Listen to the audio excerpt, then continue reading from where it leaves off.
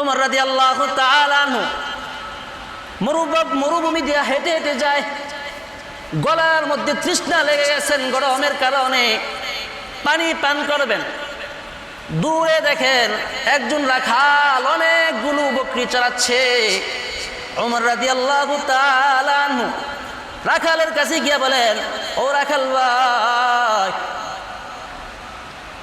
আমার গলার মধ্যে তৃষ্ণা লেগে গেছে, প্রচন্ড গরমের কারণে হাঁটতে হাঁটতে তৃষ্ণা লেগে গেছে, তোমার কাছে একটা কথা বলি, মানবানি?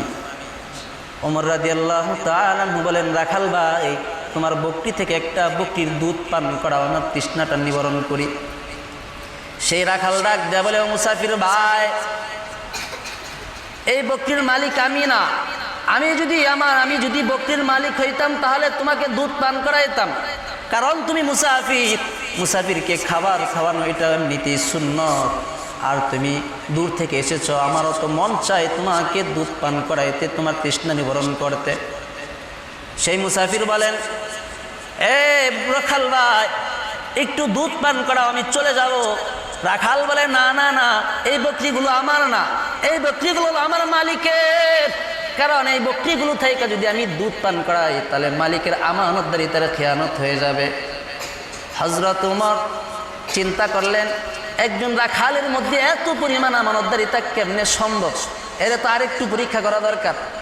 এইবার ওমর রাদিয়াল্লাহু তাআলা আনহু সেই রাখালকে ডাক দিয়ে বলেন, ও রাখাল ভাই, তোমার বকরিগুলোর মধ্য থেকে আমি একটা বকরি কিনে নেই, সেই বকরি থেকে আমি দুধ পান করব, তাহলে তো আমি নিজের বকরি থেকে দুধ পান করলাম, আর তুমি তোমার মালিককে গিয়া বলবা বকরি হারায় গেছে অথবা হিংস্র প্রাণী খেয়ে ফেলছে।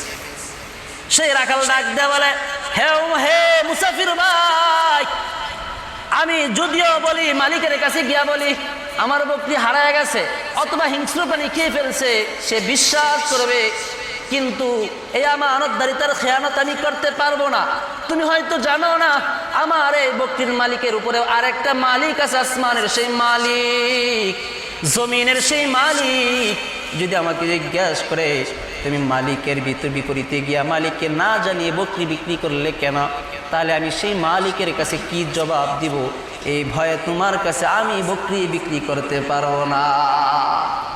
বলেন না সুবহানাল্লাহ। দেখেন একটা রাখালের মধ্যে কতটা ভয় আমানতদারিতা আছে, চিন্তা করছেন? এই জন্য তারা এমনিতে সুসংবাদ পান নাই, রাদিয়াল্লাহু আনহুম ওয়া রাদওয়ান। আল্লাহ আসমান থেকে সুসংবাদ পাঠিয়ে দিছে, হে সাহাবীরা, হে রাসূলের সঙ্গীরা, আমি তো তোমাদের প্রতি সন্তুষ্ট হয়ে গেছি, তোমাদের জন্য জান্নাত ঘোষণা দিয়ে দিছি, তোমরাও আমার প্রতি সন্তুষ্ট হয়ে যাও। বলেন না সুবহানাল্লাহ। এমনিতে হইছেন?